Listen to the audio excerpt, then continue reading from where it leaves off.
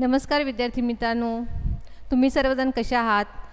I hope तुम्ही सर्वजण मजेत असाल आणि भरपूर अभ्यास करत असाल, हो ना?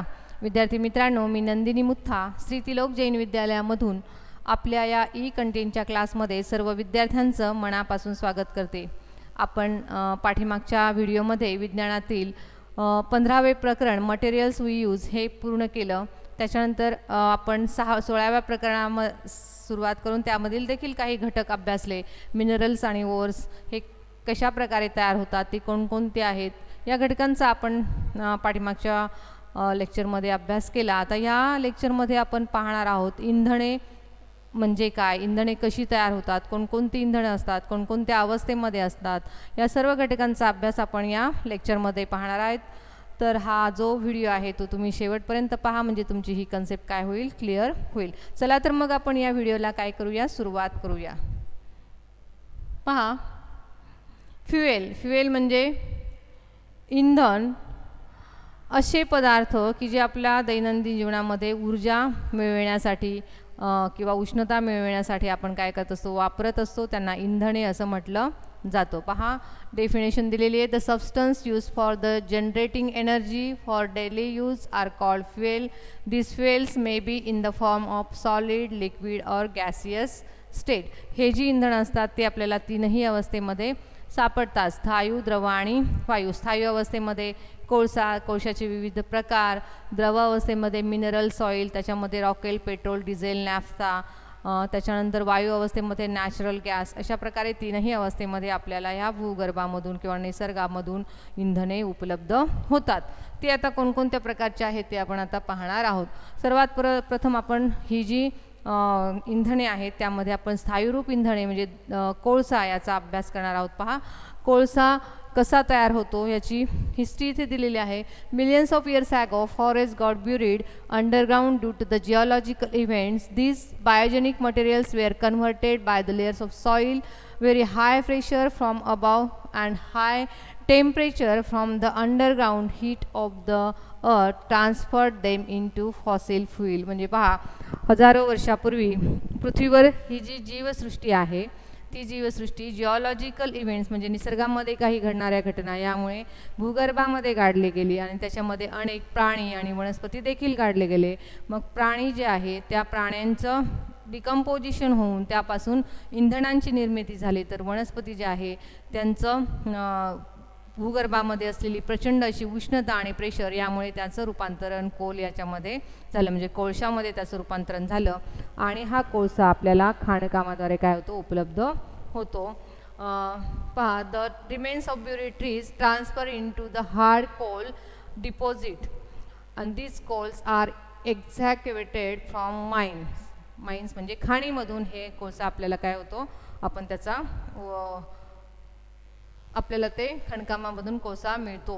Types of coals. आता हे कोळसा जो आहे त्याचे कोणकोणते प्रकार आहे, तर इथे पहा, पीठ, लिग्नाईट ज्याला आपण ब्राऊन कोल असं म्हणतो, त्याच्यानंतर विटॅमिनस कोल, त्याच्यानंतर अँथ्रोसाईट. अँथ्रोसाईट हा जो कोळसा आहे, पहा तुम्हाला इथे चित्रामध्ये तुम्ही पाहू शकता, पीठ, इथे लिग्नाईट, त्याच्यानंतर bituminous coal and anthracite. These are the types of the coals. आणि अँथ्रासाईट हा जो कोळसा आहे तो एक उच्च प्रतीचा कोळसा मानला जातो.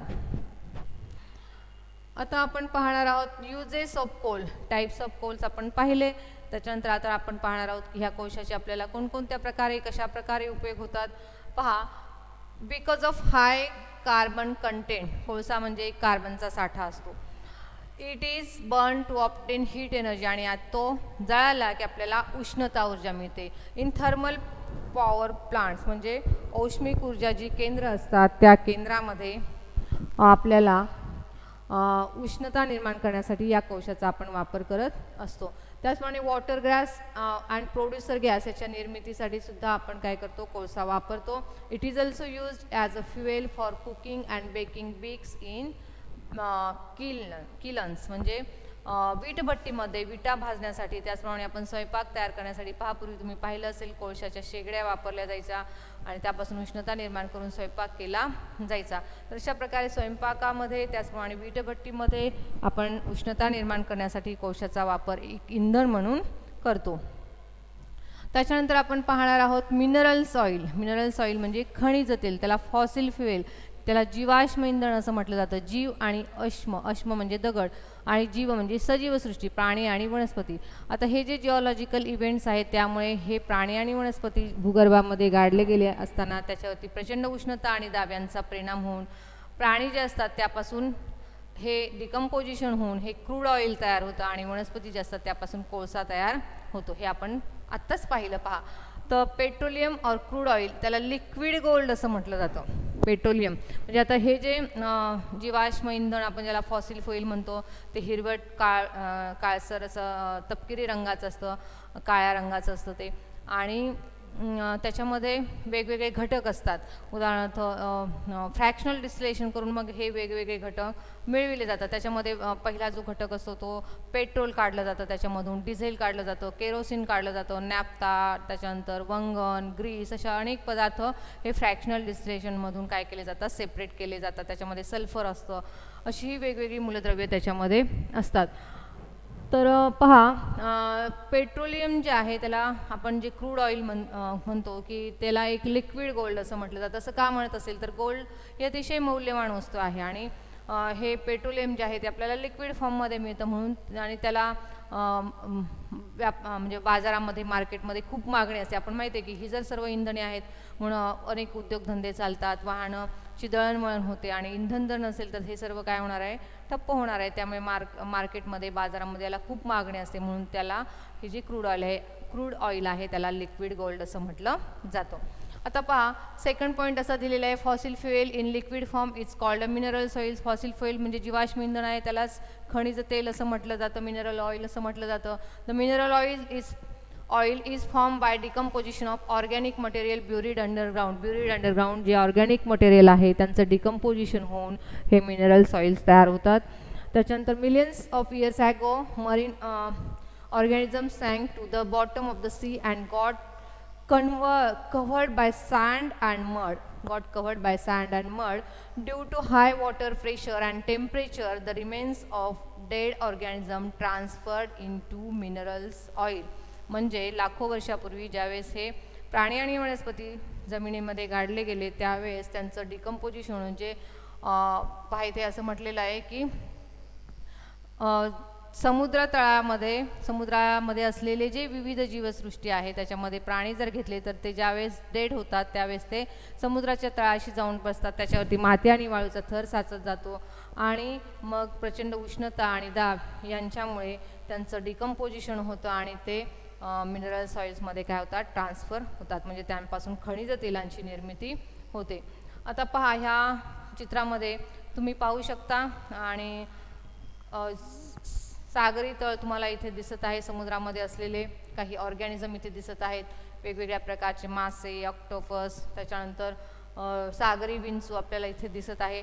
तर हजारो वर्षापूर्वी, लाखो वर्षापूर्वी अशी खूप जीवसृष्टी सागरामध्ये होती, आजही आहे, परंतु त्याचं प्रमाण दिवसेंदिवस काय होत चाललेलं आहे, प्रदूषणामुळे कमी कमी होत चाललेलं आहे. आणि ही जीवसृष्टी ज्यावेळेस डेड होते त्यावेळेस ती तळाशी जाते, त्याच्यावरती माती आणि वाळूचा थर साचतो आणि त्यापासून खनिज निर्मिती होते आणि त्या खनिज निर्मितीचा काय केला जातो, असा उपसा केला जातो आणि त्यापासून खनिज तेल काय केलं जातं, मिळवलं जातं. खनिज तेल तयार झाल्यानंतर त्याचा असा उपसा करून पाईपलाईनद्वारे खनिज तेल मिळविलं जातं. तर अशा प्रकारे हे चित्र तुम्हाला इथे दिसत आहे. ही पूर्वीच्या काळाची हजारो वर्षापूर्वीची स्थिती आहे आणि सध्याची स्थिती अशी आहे. म्हणजे वाढत्या लोकसंख्येनुसार आपण ऊर्जा काय करत असतो, नेहमी आपल्याला ऊर्जेची गरज असते, त्यामुळे आपण त्याचा उपसा करत असतो, इंधनांचा वापर करत असतो. परंतु लोकसंख्या वाढत आहे, परंतु हे जे साठे आहेत ते साठे कसे आहेत, मर्यादित आहे. त्यामुळे आपण त्याचा वापर कसा करायला पाहिजे, अतिशय काळजीपूर्वक करायला पाहिजे किंवा पर्यायी इंधनं तयार करून त्याचा वापर आपण करायला पाहिजे. तर आता पहा, नॅचरल गॅस. आता मिनरल्स ऑइल्स तुम्हाला समजलं असेल कशा पद्धतीने तयार होतं. आता नॅचरल गॅस म्हणजे नैसर्गिक वायू ही कुठे सापडतात, तर ही सुद्धा आपल्याला अर्थ क्रस्ट म्हणजे भूगर्भामध्ये सापडतात. ज्या ठिकाणी पेट्रोलियमच्या खाणी असतात किंवा क्रूड ऑइल ज्या ठिकाणी असतं त्याच्या आजूबाजूला हा गॅस मिळतो किंवा काही वेळेस सेपरेटसुद्धा आपल्याला ह्या नॅचरल गॅस आढळतो. Natural gas is found associated with the petroleum in underground oil wells, म्हणजे जिथे त्या खाणी असतात ऑइल वेल्स असतात त्या खाणीच्या आजूबाजूला आपल्याला हा क्रूड ऑइल किंवा क्रूड ऑइलच्या सभोवताली हा नॅचरल गॅस आपल्याला सापडतो. The components of natural gas are methane, ethane, propane and butane. म्हणजे हे जे नैसर्गिक वायू आहे त्याचे जे घटक असतात ते इथे दिलेले आहेत. It is transferred from remains of organisms buried deep underground and subjected to high pressure. ज्यावेळेस ह्यातच तुम्हाला सांगितलं की ज्यावेळेस हे ऑर्गॅनिझम्स जे आहेत ते ह्या ढिगाऱ्याखाली गाडले जातात अंडरग्राऊंड आणि त्याच्यावरती हाय प्रेशर आणि टेम्परेचरचा इफेक्ट होऊन हे क्रूड ऑइल तयार होतो आणि त्याच्या सभोवताली हा जो गॅस पसरलेला असतो त्याला नॅचरल गॅस असं म्हटलं जातं. Natural gas is carried over a land long distance by pipeline. अशा प्रकारे हा जो नॅचरल गॅस आहे तो पाईपलाईनद्वारे काय केला जातो, कॅरी ओव्हर केला जातो, एका ठिकाणाहून दुसऱ्या ठिकाणी नेला जातो. In the absence of pipelines and safe transport, it is converted under the pressure into compressed natural gas. आता अशा प्रकारे पहा काही वेळेस ह्या दळणवळणाच्या ज्या सुविधा असतात पाईपलाईन्स ह्या पुरेशा नसतात आणि त्यावेळेस तो जो नॅचरल गॅस आहे तो कॉम्प्रेस केला जातो विशिष्ट प्रेशर देऊन आणि त्याचं कन्व्हर्जन केलं जातं. कशामध्ये केलं जातं, CNG मध्ये, compress natural gas and LNG म्हणजे लिक्विफाईड नॅचरल गॅस. म्हणजे ज्यावेळेस तो गॅस हा कॉम्प्रेस केला जातो त्यावेळेस तो द्रवस्थितीमध्ये येतो म्हणून त्याला लिक्विफाईड नॅचरल गॅस असं म्हटलं जातं. आणि दळणवळणाच्या सुविधा उपलब्ध नसल्यामुळे किंवा पाईपलाईनच्या सुविधा अपुऱ्या असल्यामुळे काही वेळेस काय केला जातो, हा जो नॅचरल गॅस आहे तो कॉम्प्रेस करून CNG गॅसमध्ये त्याचं कन्व्हर्जन केलं जातं. आणि तुम्ही पाहता ह्या मेट्रोपॉलिटन सिटी असतात त्यामध्ये बहुतेक ठिकाणी आता हा CNG गॅस ऑटो रिक्षामध्ये किंवा इतर वाहनं चालविण्यासाठी त्याचा सर्रासपणे वापर केला जातो. कारण ह्या CNG गॅसमुळे घनकचरा तयार होत नाही. म्हणजेच तो गॅस जो ज्वलनासुद्धा अधिक सुलभ असतो, पटकन तो पेट घेतो किंवा तो नियंत्रणावर त्याच्यावरती कंट्रोल पण आपल्याला पटकन मिळवता येतो.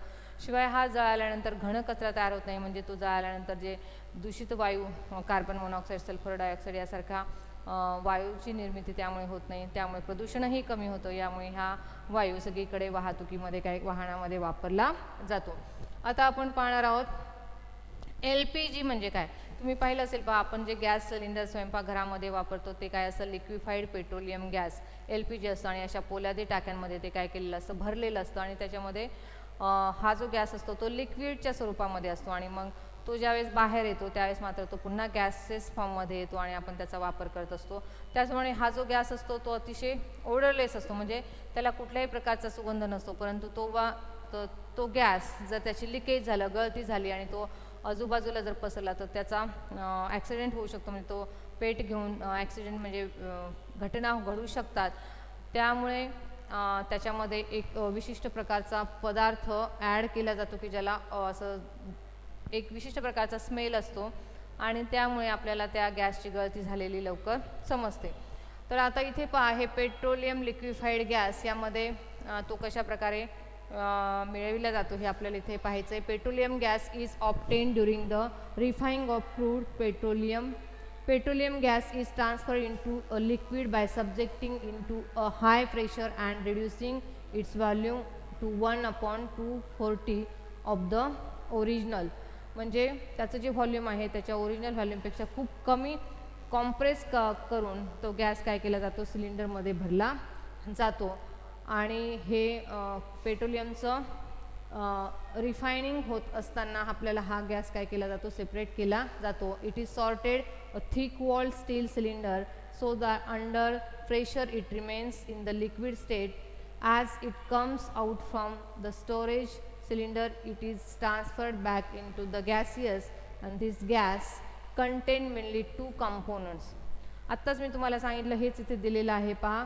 आणि हे जे लिक्विफाईड पेट्रोलियम गॅस असतात त्याच्यामध्ये दोन घटक असतात, प्रोपेन आणि ब्युटेन. आणि त्यांचं जे प्रमाण असतं ते असतं 30 to 70 म्हणजे 30-70. अशा प्रकारे हा ओडरलेस गॅस असतो. But a small amount of chemical called ethyl mercaptan. Ethyl mercaptan नावाचा एक ओडर असलेला म्हणजे वास असलेला पदार्थ त्याच्यामध्ये ॲड केला जातो. Which has a strong characteristics odor is added to it. This helps to detect any leakage of LPG gas and immediately and दस अवॉइड एनी ॲक्सिडंट. अशा प्रकारे हा जो पदार्थ आहे इथिल मर्कॅप्टन हा पदार्थ काय केला जातो, त्याच्यामध्ये मिसळला जातो, जेणेकरून त्या वायूला म्हणजे तो जो LPG गॅस आहे सिलेंडरमध्ये भरलेला त्याला एक प्रकारचा वास येतो. आणि तो वास कशासाठी, तर आपल्याला अशा कुठल्याही प्रकारचे ॲक्सिडेंट होणे, गळती झाली आणि तर तो वास आला तर आपल्याला समजेल की आपल्या सभोवताली काय झालेलं आहे, गॅसचं लिकेज झालेलं आहे. तर अशा प्रकारे हा लिक्विफाईड पेट्रोलियम गॅस सर्वांना माहीत आहे, आपण गॅस सिलेंडर सगळा वापरत असतो त्याच्यामध्ये हा भरलेला असतो. तर अशा प्रकारे आपण जे वेगवेगळे एनर्जी सोर्सेस आहेत ते आपल्याला भूगर्भामधून कशा प्रकारे मिळतात, कोणकोणत्या स्वरूपामध्ये मिळतात याचा अभ्यास आपण या प्रकरणामध्ये केलेला आहे. तर आता आपण इथेच थांबूया आणि पुढील व्हिडिओमध्ये भेटूया एक नवीन टॉपिक घेऊन. पुढचा टॉपिक आपला असणार आहे forest resources and ocean resources. तर चला आपण आता इथेच थांबूया.